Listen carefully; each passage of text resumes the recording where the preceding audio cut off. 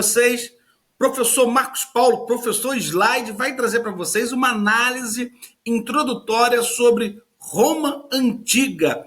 Mas de primeira mão, eu trago aqui uma questão para refletirmos juntos. Poxa, por que eu tenho que estudar Roma?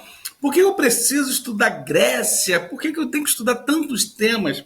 Na verdade, a melhor resposta para isso, para todos nós entendermos, é quando eu estou trabalhando algum tema com vocês, a ideia é que vocês percebam de que maneira aquele tema está relacionado com a sua vida.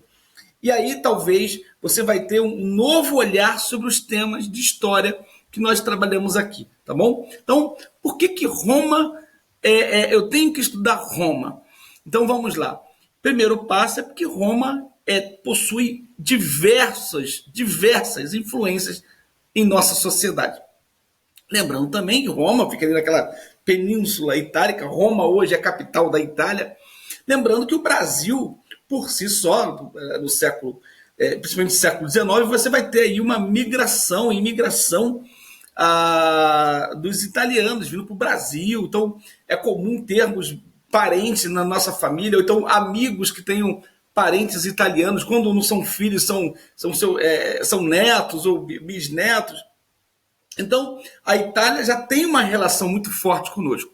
Mas, além dessa questão da imigração italiana, nós temos outros elementos também, ou seja, Roma tornou-se um império que domina o mundo e vai deixar também a sua marca nos lugares onde a Roma conquistou. E com o passar do tempo, mesmo quando o Império Romano se acaba, seus padrões culturais eles continuam, tá bom? Agora, uma coisa que é bacana, já anota aí no seu caderno, Grécia e Roma junta compõem o que nós denominamos Antiguidade Clássica, ok? O que é Antiguidade Clássica, né? O que é isso? Ou seja, Roma e Grécia, desculpa, vamos inverter, Grécia e Roma, ou seja, nós denominamos clássico quando uma cultura, um povo, né, ou mesmo uma expressão artística, ela atinge um alto padrão de desenvolvimento, deixando aí um legado. Legado se acostume com essa palavra, que pode aparecer em provas, heranças, coisas que eles deixam nas gerações posteriores, tá bom?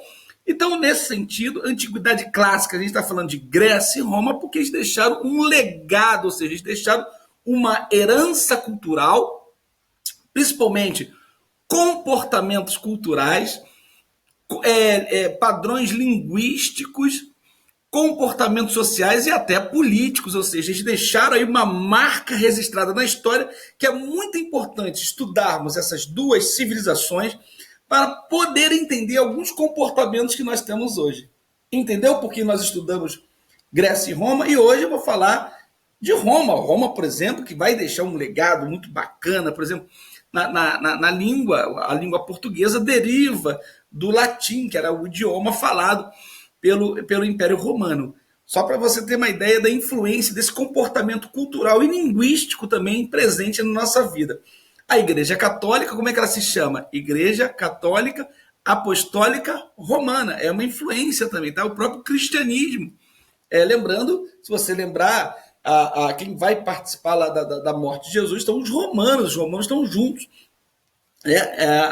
nesse processo também, e vai iniciar aí uma nova religião, o cristianismo, que Roma está intimamente ligada, mas ligada mesmo com o cristianismo, tá bom? Então, aquele bordão de sempre, vamos para os slides, porque nos slides que nós resolvemos. Vamos lá, galerinha?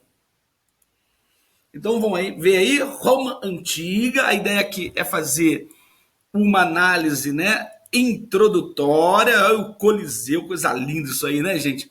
É muito triste, né? Lógico, né? Que era usado para os combates de gladiadores. A palavra gladiadores vem de gládio. Gládio é uma espada, tá bom?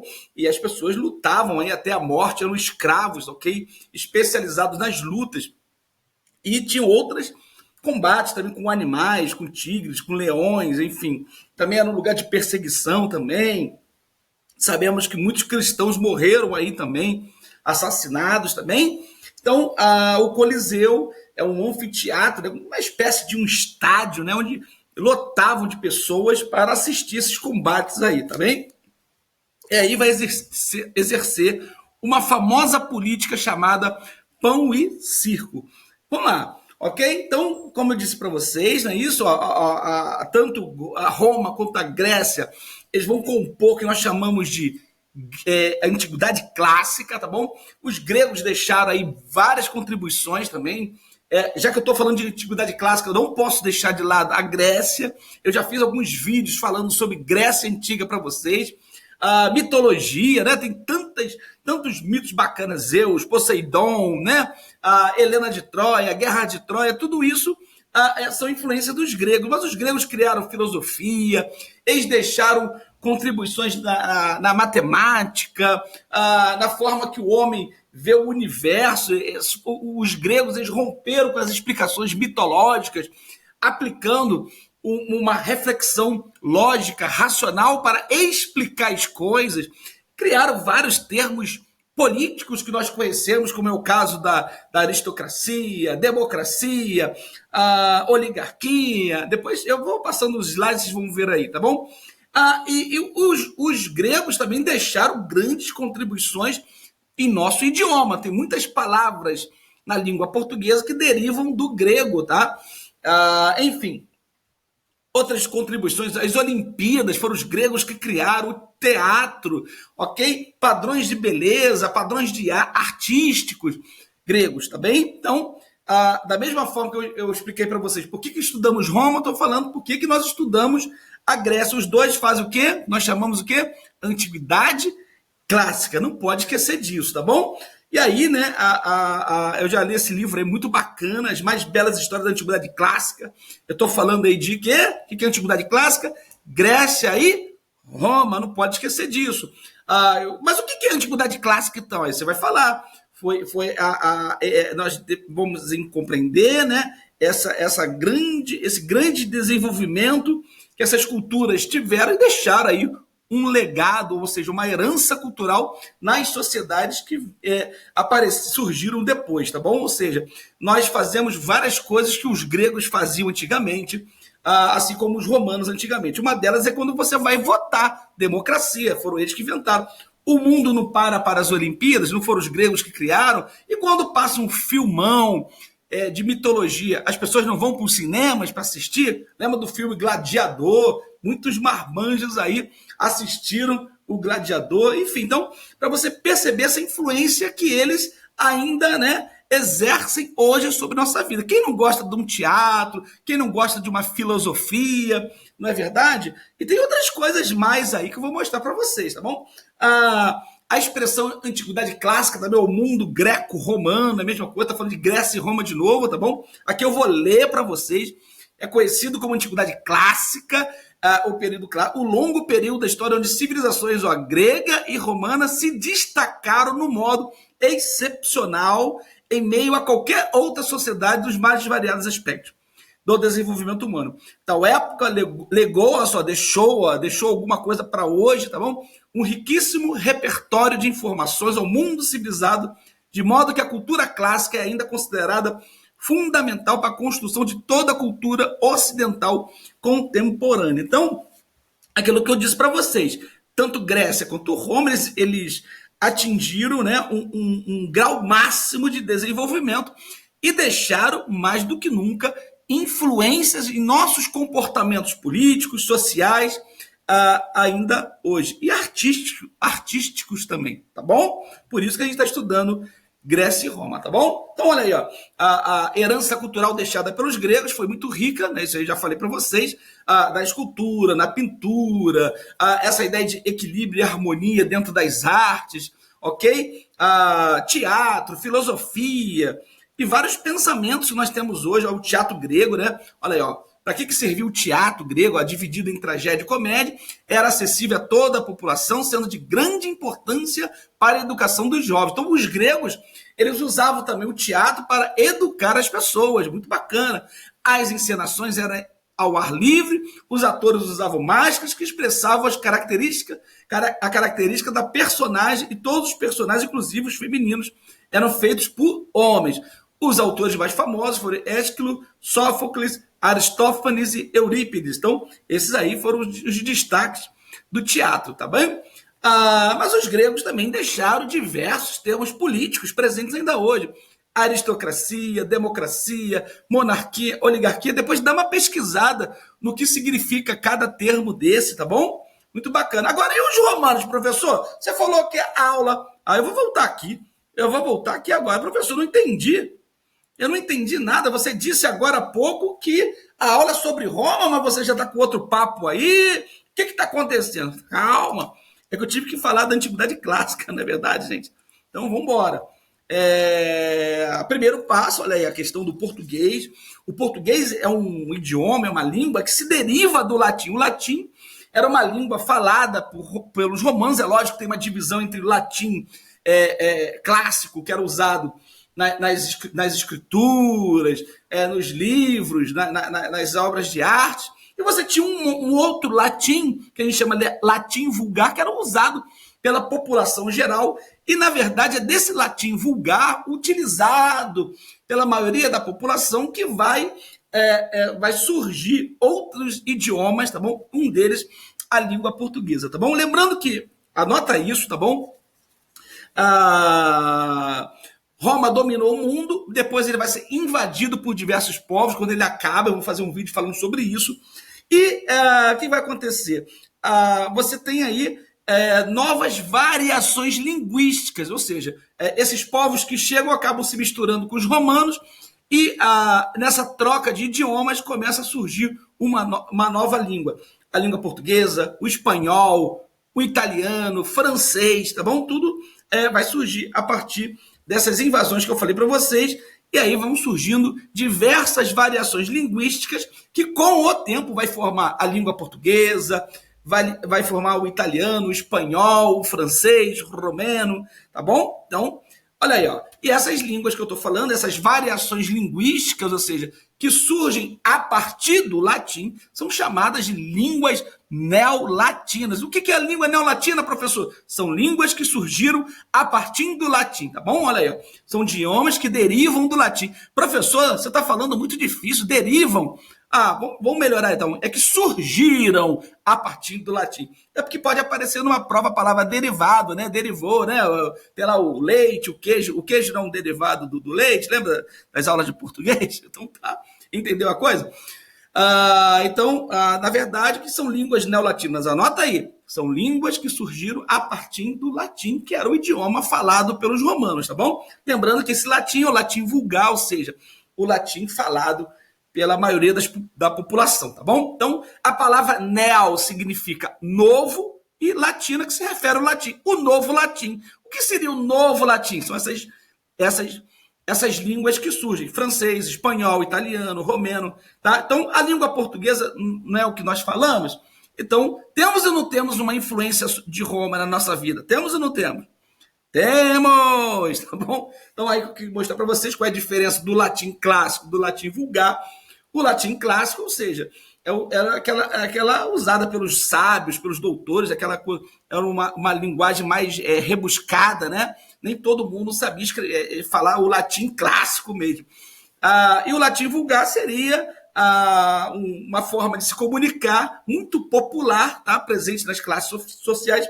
É só você conversar aí com um professor de português, já viu aquele professor de português que fala bonito, certinho, né? E a gente utiliza uma linguagem mais popular, super diferente dos catedráticos. Você vai lá conversar com um camarada que é da Academia Brasileira de Letras. O cara fala cada palavra que você fala assim, é português isso? Isso é o português, né? Então, eu diria que a língua portuguesa, quando ela é falada corretamente, você nem entende, né? É tantos termos que você fala assim, nossa, eu diria que seria um português clássico, tá? E você tem um português mais vulgar, ou seja, onde as pessoas utilizam como comunicação, né? Enfim, Tá bom? É isso que eu queria dizer para vocês. Então você tem um latim clássico, um latim vulgar, que é usado pelas pessoas, e provavelmente tem consoante. Viu quando você vai num lugar, as pessoas falam português, mas falam com gíria, não é? Cheio de gíria, você, o que é isso, professor? Né? O que é isso? No outro dia o camarada me chamou de sangue bom. Marcos, você é muito sangue bom, que é um termo aqui do Rio, né? Mas o que é sangue bom? O que é sangue bom? Sangue bom é uma forma, né, de dizer, você é um cara legal, você é um cara maneiro, você é um cara bacana. Mas para quem não entende isso, é sangue bom, o que é isso? Né? Tá bom? Elas também, essas línguas neolatinas também são chamadas de línguas românicas, também a mesma coisa, tá bom? São as línguas que surgiram a partir, né, do latim. Por quê? Porque Roma dominou vários povos e esse latim vulgar que eu disse para vocês, ele acabou se misturando com outras variações linguísticas, surgindo mais tarde esses idiomas que eu falei. Cite 3 exemplos de línguas neolatinas: português, italiano, espanhol, tá bom? Francês também. Olha só que legal, ó.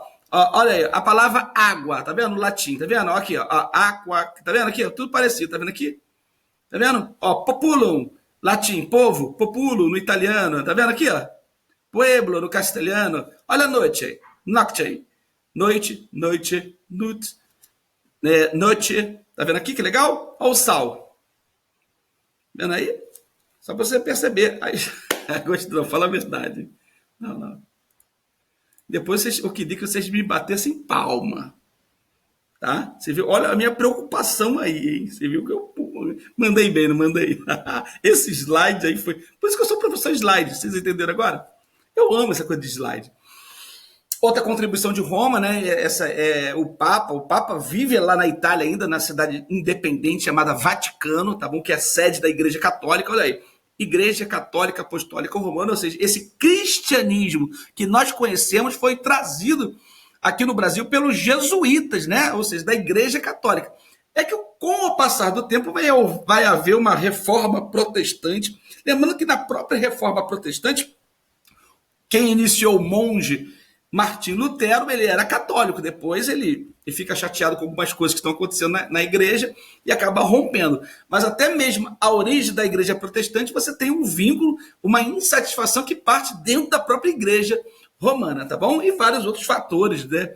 Reis que não queriam mais o mando da igreja, terras que eu quero pegar, tem várias situações. Eu fiz um vídeo falando sobre reforma protestante, então uma pesquisada aí que é legal, tá? Eu falo sobre tudo isso. Tá bom? Mas olha aí, Igreja Católica Apostólica Romana, porque foi Roma que criou. Olha aí os algarismos romanos aí, né? Lembra quando eu peço para vocês identificarem os séculos, né? O algarismo romano também, olha, né? Senão a gente escrever desse jeito, ó, dá aí R$50, aí vou fazer um L para você. Eu quero 60, vou te dar lá um 100, né? Ô, você tirou 100. Ih, olha o Czão aí, tá vendo? De 100. Acho que vou começar a usar isso na prova. Viu que legal? É uma influência dele. O nome do nosso país chama-se República Federativa do Brasil.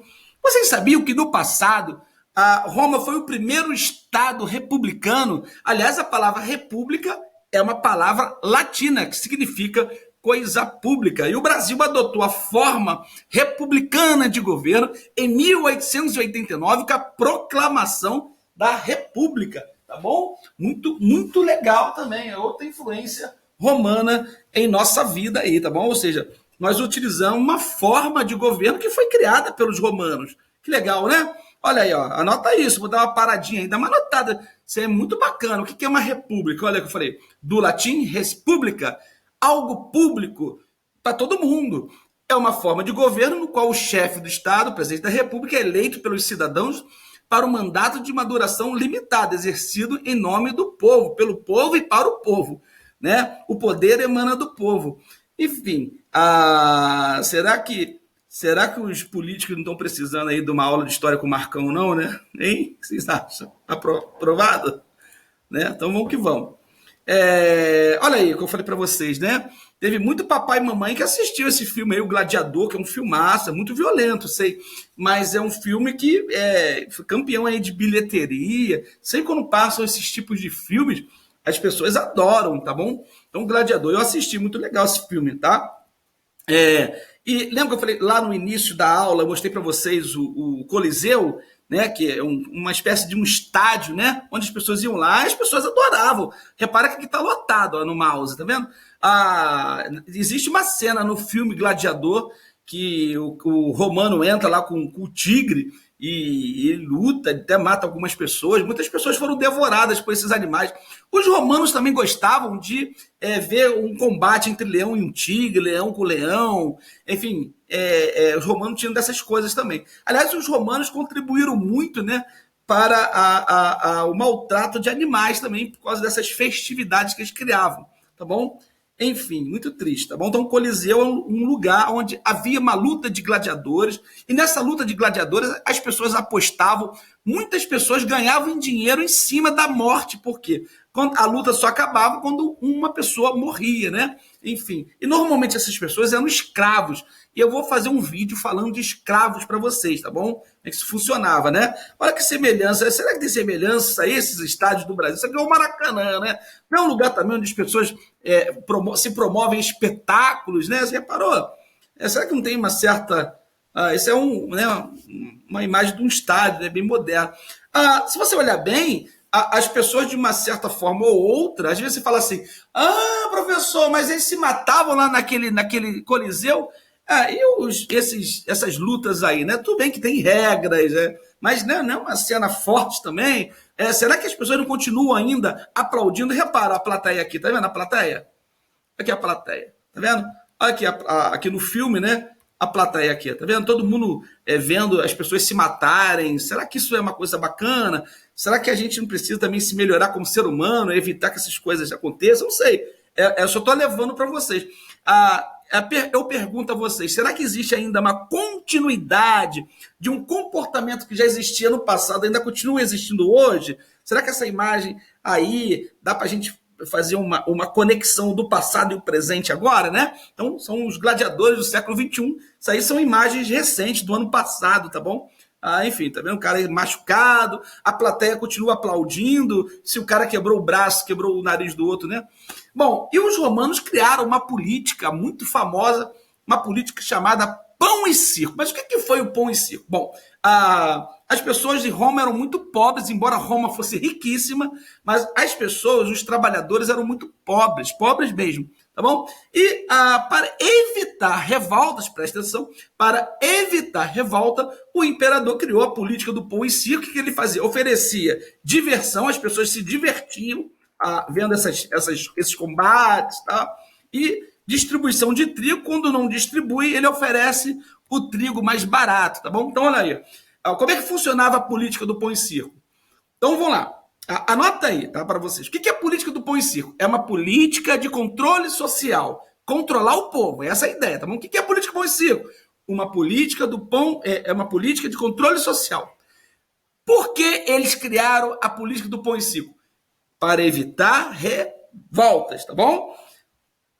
E de que maneira eles faziam isso? Oferecendo aos romanos alimentação e diversão.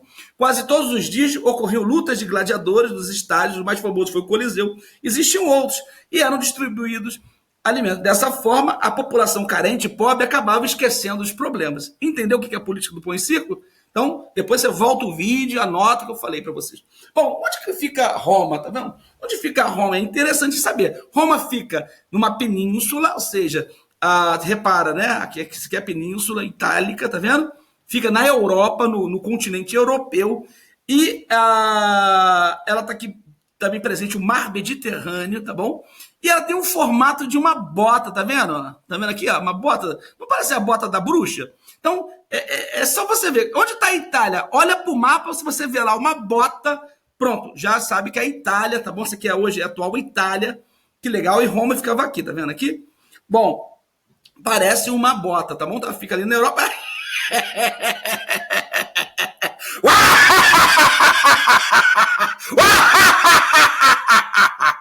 Parece? Parece ou não parece? Não, fala a verdade, gente, não é brincadeira.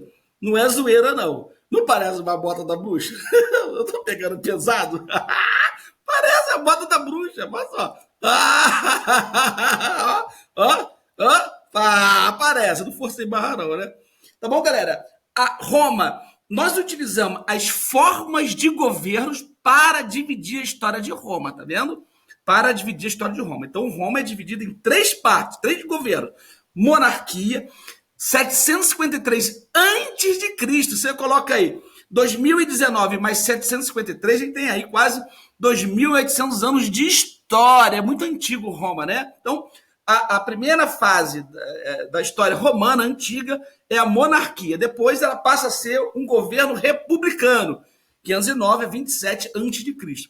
E no final ela vai se tornar um império, ou seja, e esse império aí vai ser dividido em Império Romano do Ocidente e do Oriente, e o Ocidente acaba em 476 depois de Cristo, tá bom? Então, reparem aí, Roma é dividida, a história de Roma é dividida em três partes. Que parte? Monarquia, República e Império. Quais são as partes? Monarquia, República e Império. Quais são as partes, Marcos Paulo? Monarquia, República e Império. E nós iremos fazer cada vídeo explicando o que aconteceu em cada governo desse, tá bom? Então, eles usaram as formas de governo como referência para dividir a história de Roma. Numa primeira fase, a monarquia, na segunda fase, a república, na terceira fase, o império. Outra característica da sociedade romana é que ela é dividida, tá? Patrícios, que seriam os privilegiados, eles são os cidadãos, são eles que governam também. Eles tinham os privilégios econômicos, e privilégios políticos, tá? Eles são considerados cidadãos. Você tem aí um grupo chamado os clientes, eles eram dependentes dos patrícios, tá bom? Tudo, eles apoiam os patrícios em tudo porque eles vivem na dependência. E a grande massa, a maioria da população romana, né, é a massa plebeia. Ela faz parte do exército, eles são comerciantes, artesãos, alguns agricultores, tá? E lá no topo, lá na base da pirâmide social, os escravos, tá bom? Anota isso para você não se esquecer, para se tornar escravo em Roma por dívidas ou prisioneiro de guerra. O cara perdeu a guerra, se transforma em escravo, tá bom? Então, prisioneiros de guerra ou por dívidas é como uma pessoa se transforma escrava na Roma Antiga, e também isso aconteceu na Grécia, tá bom? É lógico que com o passar do tempo, eles vão acabar com essa coisa de escravidão por dívida. Então, como é que é dividida a sociedade romana? Patrícios, clientes, plebeus, escravos. Inclusive, esse modelo de sociedade romana, ela vai existir também na República e também no Império. Entretanto, os plebeus vão lutar muito para ser reconhecidos como cidadãos. Nesse primeiro momento, plebeu não é cidadão. Escravo, nem vou dizer. Escravo é coisa, escravo é feito para trabalhar e não reclama da vida, tá bom? Não é nem considerado gente nesse período, eu tenho que ser sincero com vocês, tá bom? E os plebeus seriam a grande massa trabalhadora que pagam impostos. Quando tem guerra, eles são obrigados a participar das guerras. Enfim, e vive numa miséria. Inclusive, aquela política do pão e circo é para conter possíveis revoltas dos plebeus, que eles fizeram várias revoltas, tá? Para brigar por ser cidadão. Então, quem é o único considerado cidadão em Roma? Os patrícios, que teriam os privilégios econômicos e os privilégios políticos em Roma, tá bom? São eles que vão comandar sempre, tá bom? Que é isso? Hein? Que é isso aí, hein? Hã?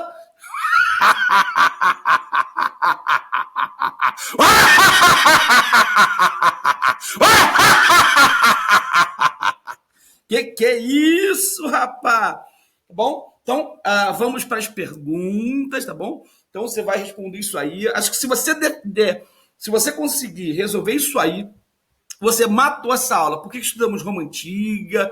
O que você entendeu por Antiguidade Clássica? O que é Antiguidade Clássica? Volta um vídeo lá na frente. Cite 3 contribuições da Grécia Antiga em nossa sociedade. Cite 3 contribuições da Roma Antiga em nossa sociedade. Então, cuidado. Grécia é uma coisa, Roma é outra. Por exemplo, Grécia fez o teatro, Grécia fez a democracia, Olimpíadas, Roma, Igreja Católica, as línguas neolatinas, também no direito. Eu nem falei no vídeo, mas Roma também deixou muitas contribuições no direito, tá bom? Criou a política do pão e circo. De que maneira estava dividida? Aqui está errado, vou depois acertar para vocês, tá bom? Aqui é dividida, tá? Desculpa aí que... Pior que agora eu já gravei o vídeo, nem vou poder mudar aqui os slides. Deixa eu ver se eu consigo mudar esses slides aqui, tá bom? Ficou dividida... Consegui, deixa eu ver, consegui, tá bom? Então,